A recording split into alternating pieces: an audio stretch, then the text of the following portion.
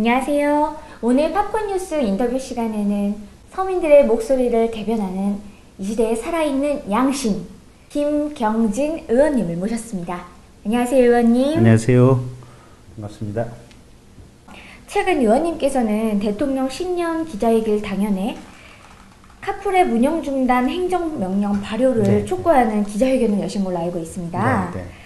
주요 이슈들에 묻힐 수도 있는데 굳이 대통령 신년 기자회견 당일에 발표하신 특별한 이유라도 있으신지? 그 직전에 두 번째로 택시기사님이 분신 사망을 하셨거든요. 그래서 이게 하루라도 늦추게 되면 기사님들 마음이 조금 더 좀 격앙이 돼서 혹여 다른 사고가 나지 않을까 하는 좀 걱정이 됐었습니다. 그래서 어쨌든 좀 빨리 이 얘기를 좀 해줘야겠다. 그리고 기사님들 보고 더 이상 그런 불행한 사태는 좀 안 생겼으면 좋겠다. 이 메시지를 전하기 위해서 신년 기자회견 날임에도 불구하고 촛불 메시지를 냈습니다. 네, 알겠습니다. 이제 최근 국민들의 이제 편의 제공을 위해서 카풀 서비스를 허용해야 한다는 여론이 상당히 지배적이에요. 네, 의원님께서는 이에 대해서 어떻게 생각하고 계신지요? 그러니까 이게 지금 이제 문제가 뭐냐면 다들 조금씩 헷갈리시는 것 같아요. 지금도 택시 업계에서도 그러니까 보통의 일반적인 카풀에 대해서는 아무런 이견이 없습니다. 그러니까 지금 하던 대로 카풀을 해라 라는 건데, 다만 택시업계도 그렇고 저도 그렇고 반대하는 카풀은 뭐냐면 카카오 모빌리티가 하겠다고 하는 카풀 중에 요거는 법에 정해진 합법적이고 정상적인 형태의 카풀이 아니고, 카카오 모빌리티가 하고자 하는 카풀은 사실은 이건 택시 유상운송이다. 택시다. 그래서 이거는 법에도 위반되는 행위고 해서는 안 되는 건데 자꾸 하려고 하니까, 억지로 하려고 하니까 이제 저희가 그 점을 지적을 했던 거고요. 그러니까 출퇴근길에, 출퇴근 시간에 직장인들끼리 정상적으로 가는 경로에 같이 비슷한 경로로 가는 사람들 태우고 가고, 요게 기름값 정도 실비를 주고받는 형태의 카풀은 택시 기사님들도 이견이 없고, 저도 반대가 없고, 법에도 허용된다고 쓰여 있고, 아무런 문제가 없습니다. 근데 이 카카오 모빌리티가 하겠다고 하는 카풀은 뭐냐면, 직장인 출퇴근하고 상관없이, 첫째는 24시간 내내 하겠다. 두 번째는 출근길, 퇴근길하고 상관없이 아무 경로나 뺑 돌아서 하는 카풀을 하겠다. 그 다음에 세 번째는 요금을 정해진 코스에 따라서 이게 일정한 단위 기준으로 카카오가 매긴 그 단위 기준으로 해서 요금을 받겠다. 그러니까 기름값만 받는 것이 아니고 택시 메타기처럼 일정한 거리 비율에 따라서 요금을 받겠다. 그리고 네 번째는 그 받는 요금의 20%를 카카오 모빌리티가 수수료로 가져가겠다. 이런 형태의 카풀이거든요. 이거는 말만 카풀이지 사실은 법적으로는 금지하고 있는 자가용 유상 운송 행위이고, 이걸 가지고 카카오가 20%씩 수수료를 받아가면서 불법적인 행위를 하겠다라는 거거든요. 그래서 저희가 반대를 하고, 이건 법에도 위반되는 행위고 공익적인 어떤 교통 질서도 마비시키는 행위이기 때문에 절대로 해서는 안 된다라고 저희가 주장을 하고 있는 겁니다. 네, 알겠습니다. 정부가 카풀 서비스를 4차 산업혁명 또는 공유경제라고 주장을 했어요. 근데 이제 과학기술정보방송통신위원으로서 여당이나 정부의 주장이 타당하다고 생각하시는지? 저는 타당하다고 생각하지 않습니다. 그러니까 이게 가령 카풀이 무슨 새로운 기술입니까? 아니죠. 1970년대에도 카풀이 있었잖아요. 그렇지 않습니까? 근데 다만 이제 어플을 통해서 서로 사람들을 조금 좀 중개하겠다는 거 아니겠습니까? 근데 이게 무슨 신기술이라고 할 수 있고 4차 산업혁명이라고 할 수 있는 건지 저는 아니라고 봅니다. 그러니까 자율주행 자동차나 인공지능이나 아니면 굉장히 신소재 기술이 개발이 됐다든지, 아니면 얼마 전 항우련에서 이제 한 300km 날아가는 액체 발사체 우리가 시험 발사했지 않습니까? 이런 것은 분명한 새로운 기술들이거든요. 수소로 돌아가는 전기자동차, 이런 건 신기술이죠. 전기자동차의 배터리 시간이 기존의 4시간에서 20시간으로 그냥 확 지속 운행 시간이 늘었다. 이건 신기술이죠. 근데 아니 카풀은 지금 현재 보통 우리가 몰고 다니는 뭐 휘발유 가솔린 자동차나 아니면 뭐 가스 자동차나 뭐 어떤 그냥 보통의 자동차를 가지고 사람들을 태우고 가는데 다만 카카오 모빌리티가 앱으로 중계를 하겠다고 하는데 네. 이런 건 4차 산업혁명이 아니죠. 그건 억지죠. 그 다음에 두 번째, 공유라고 하는 것은 사람들끼리 나눠 먹는 거 아니겠습니까? 그렇죠. 서로가 서로 간에 좀 남는 자원을 이렇게 빌려주고 받음으로써 서로가 윈윈할 수 있는 상생의 길이 공유인데, 이거는 카카오 모빌리티가 법적으로도 인정이 안 되는 자가용 유상 운송 행위를 하면서 한 번 할 때마다 20%씩의 수수료를 가져가는 거거든요. 가령 우리가 복덕방에서 집 중개할 때 수수료 20% 가져갑니까? 아니죠. 아니잖아요. 누가 어디에 뭐 있다고 알려주는데, 어떤 정보 알려주는데 20% 수수료 가져갑니까? 있을 수가 없는 거 아니겠습니까? 결국은 이건 카카오 모빌리티가 불법 행위를 하면서 그 수수료를 20%나 어마어마하게 가져가는, 사실은 공유 경제가 아니고 약탈 경제인 거죠. 약탈 경제. 네. 그래서 저는 참 정부에 대해서 의아한 게, 정부가 우리가 신용카드 수수료를 이제 낮춤으로써 소상공인들, 영세 자영업자들을 편히 장사할 수 있도록 많은 도움을 줬다라고 정부에서 자랑을 했잖아요. 네, 그렇죠. 근데 낮췄다고 하는 것이 신용카드 수수료 1.5%를 1%로, 2.20%를 1.5%, 뭐 1.8%, 그러니까 0.2%, 0.5% 낮추는 것을 가지고 굉장히 크게 낮추고 서민들에게 도움을 줬다라고 얘기를 하는데, 세상에 카카오 모빌리티는 앱으로 불법적인 행위를 매치시켜주고 20%를, 말이 안 되는 소리죠, 이거. 가령 이제 가정법적인 얘기로 이 어플을 개발하고 이 어플에 사람들의 가입자를 유치시켜서 뭔가 매칭을 조금 편리하게 한 측면은 분명히 있을 거예요. 그렇다고 할지라도 이걸 20%씩이나 수수료를 가져가는 것이 과연 정당한 것인가? 보통 우리가 이제 급여를 한 300만 원 정도 평균적으로 받아가지 않습니까? 300만 원에 20%면 60만 원. 60만 원이 거저 그냥 들어가는 거거든요. 있을 수가 없는 일입니다. 배달앱도 중간에서 어플 통해서 중개 한번 해주고 적게는 15%, 많게는 30%까지 가져가거든요. 네. 이게 과연 정당한가?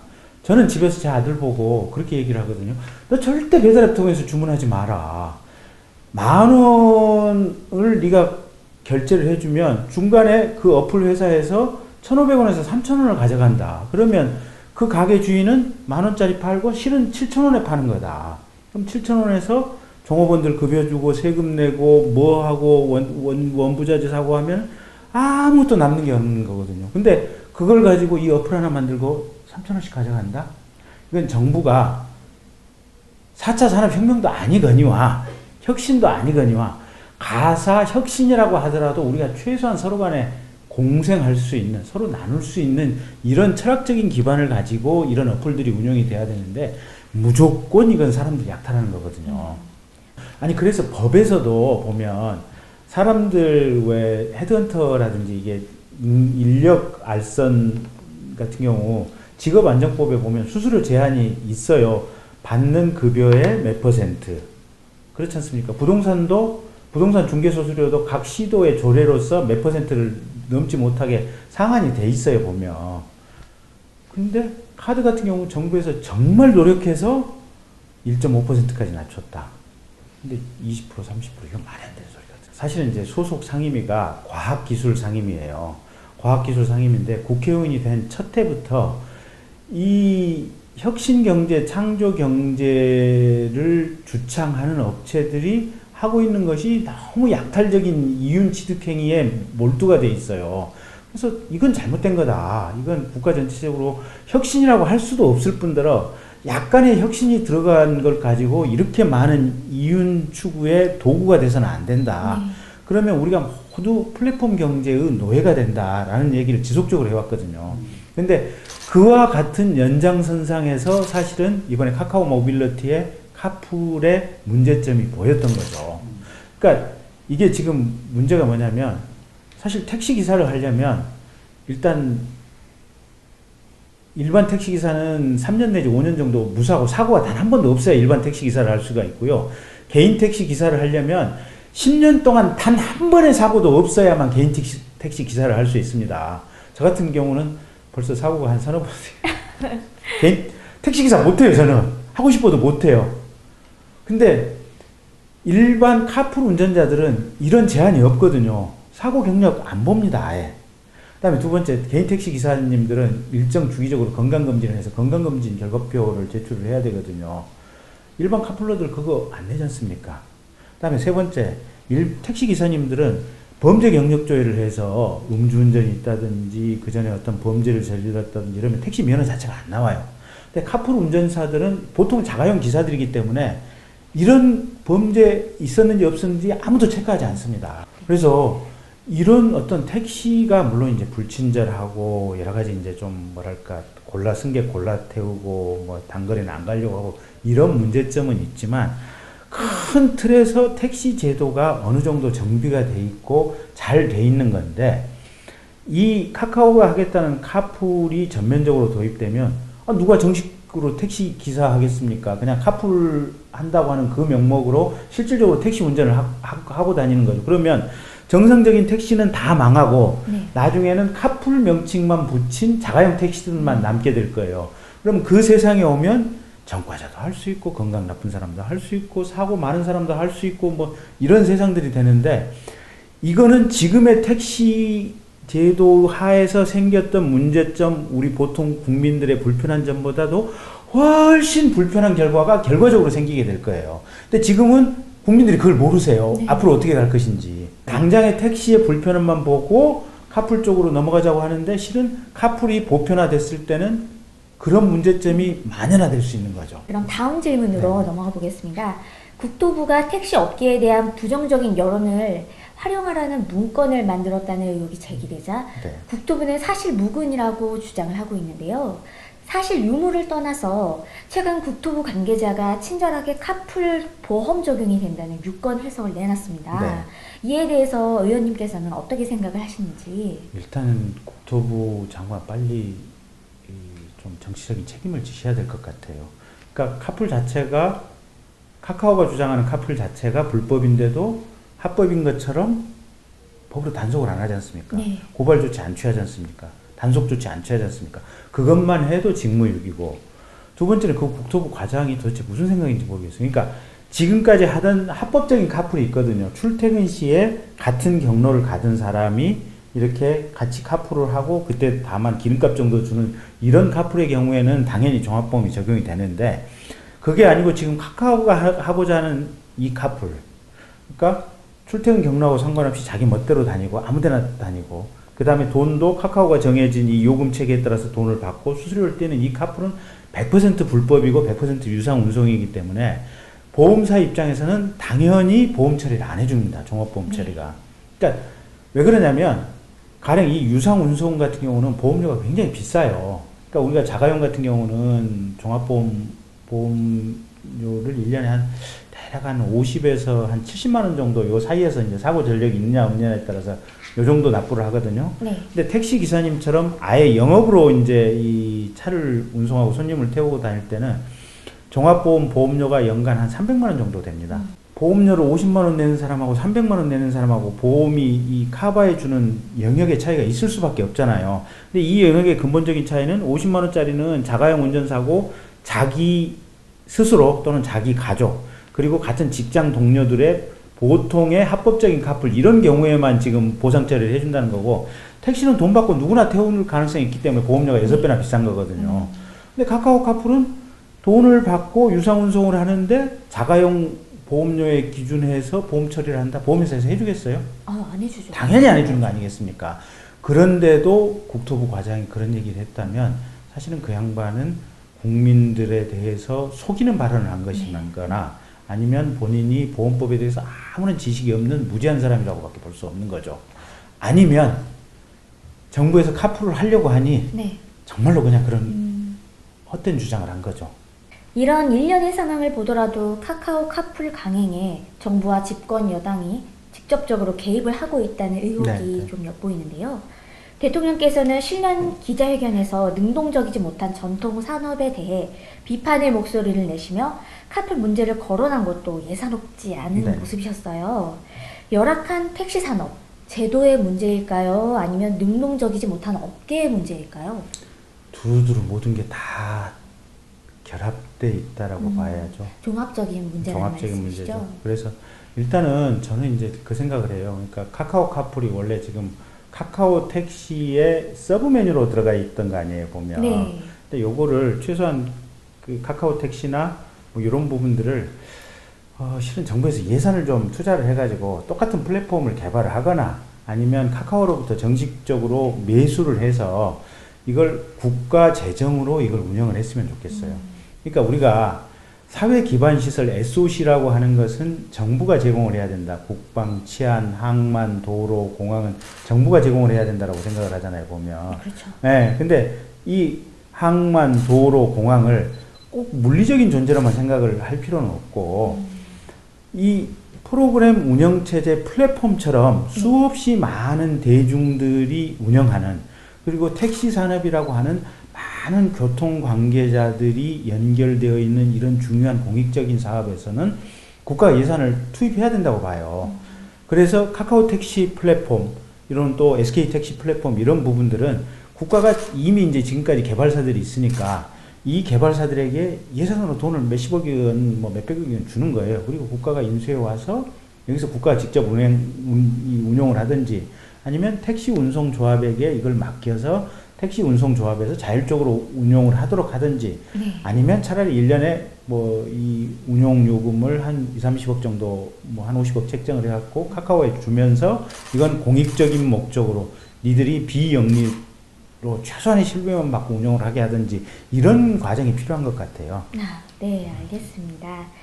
이제 카카오 모빌리티가 잠정적으로 카풀 서비스 중단을 주장하고 나왔어요. 네, 네. 택시 업계도 심사숙고 끝에 조건을 걸고 사회적 대타협 기구에 참여를 한다고 이제 밝히면서 금일 사회적 대타협 기구의 출범식을 가졌어요. 네. 그간의 관례들을 되돌아봤을 때 칼자루는 입법 행정기관이 갖고 있는데 네.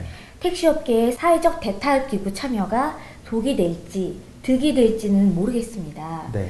의원님께서는 이걸 어떻게 바라보고 계신지요? 그러니까 득이 될지 독이 될지는 저도 잘 모르겠어요. 모르겠는데 어쨌든 저는 대타협 기구에 참여한 건 잘했다고 봐요. 만약에 네. 참여를 안 하고 계속해서 싸움이 진행됐다면 국민들 여론도 있고 이래서 조금 여론 악화의 소지도 있고 혹여 또 택시 기사님들 중에 또 다른 또 불상사 우려도 있고 저는 이제 걱정을 많이 했었거든요. 그래서 그런 부분은 좀 잠정적으로 해소가 돼서 다행이고, 다만 이게 이제 대타협 기구의 전제가 지금 현재 카카오 모빌리티가 하고 있는 카풀을 법 개정 없이 그대로 하겠다, 이런 부분이 전제가 된다면 이건 대타협 기구의 의미가 없어요. 왜냐하면 현재 이미 카카오 모빌리티는 불법인 상태에서 불법을 중개했기 때문에 이건 형사처벌을 받아야 돼요. 그리고 가령 아침 출근 시간, 그러니까 뭐 6시부터 9시까지, 그 다음에 저녁 퇴근 시간, 저녁 5시부터 저녁 8시까지 이렇게 시간을 제한하는 법이 만들어져서 그때부터 뭐 카카오 모빌리티가 지금 카카오 모빌리티가 하던 그런 방식으로 시간 제한 범위 내에서 딱 하겠다, 뭐 그런 경우는 법이 개정이 되면 그건 가능하겠죠. 근데 현행법 상태에서 카카오 모빌리티가 주장하는 이런 유상 운송행위는 100% 불법이기 때문에 이건 절대 해서는 안 되고 사회적 대타협 기구가 그렇게 가서도 안 돼요. 프랑스 같은 경우도 카풀 중개, 카카오 모빌리티 카풀 중개 비슷한 앱이 있는데 거기는 우리 카카오처럼 뭐 일정 거리마다 돈을 받는 게 아니고 네. 가령 50km를 가면 딱 한 3유로에서 5유로 정도 받는 거래요. 말 그대로 정말 기름값 실비만 받는 그런 중개이기 때문에 네네. 카풀을 하겠다고 하는 운전자들, 네. 카카오 측 표현으로 하면 크루들이 사실상 지원자가 거의 없는 상태래요. 그건 자기가 정말 사회에 공헌하는, 봉사하는 이런 마음으로, 원래 카풀 제도가 그런 취지 아니겠습니까? 그래서 그런 분들만 하는 것이어서 기존의 택시 업계에서는 큰 어떤 경제적인 피해는 없다 그래요. 그러니까 우리가 어떤 사회적 대타협 기구에서 이제 그런 방향으로 가야 되고, 또 한 가지가 지금 카카오 모빌리티하고 유사한 업체가 지금 두 군데 있거든요. 거기는 네. 이제 규모가 적다 보니까 사실은 주목의 대상이 안 되는데 그 부분도 이 타협기구에서 정리를 해야 돼요. 정리해서 거기도 금지하는 행정명령을 내리든지 아니면 검찰에 의해서 수사하고 처벌할 수 있도록 하든 정리를 해야 되고, 또 한 가지가 이제 대형 합승 차량 이렇게 뭐 운전사하고 차량을 동시에 대여해 준다고 하는 무슨 소카 뭐 이런 부분도 사실은 그것도 또 하나의 일종의 자가용 유상 운송 행위거든요. 그래서 그런 부분도 거기서 법으로 좀 정리할 수 있는 합의가 좀 이루어져야 돼요. 그래서 대타협기구에 참여한 거는 저는 잘했다고 보고 유의미한 결과들이 좀 도출됐으면 좋겠고 택시 기사님들의 생존권에 조금 도움이 됐으면 좋겠어요. 이분들 야, 하루에 뭐 열 몇 시간씩 일하는데 최저임금 비슷한 정도의 임금을 받고 있는 것이어서 우리가 이분들에 대해서 좀 애잔한 마음을 가져야 되거든요. 네, 알겠습니다. 이제 새해 들어서 위장 난민, 네. 또 블랙 컨슈머 네. 등과 관련한 각계 각층의 현안과 관련해서 연달아 발의를 이어오고 계세요. 네. 이제 올해 개인적으로 지향하시는 점이 있으시다면 한 네. 말씀 부탁드립니다.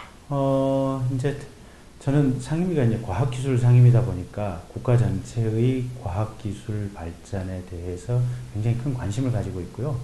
대표적으로 이제 최근에 인공지능이 전 세계적인 화두가 되고 있습니다. 그래서 모든 산업이 업그레이드 할 수 있는 기반 기술이 인공지능 기술이기 때문에 이 인공지능 기술이 대한민국 사회에 얼마만큼 빠른 스피드로 보편화될 수 있느냐. 그래서 이제 제가 상임위에서 이제 그 부분 좀 노력을 할 거고요.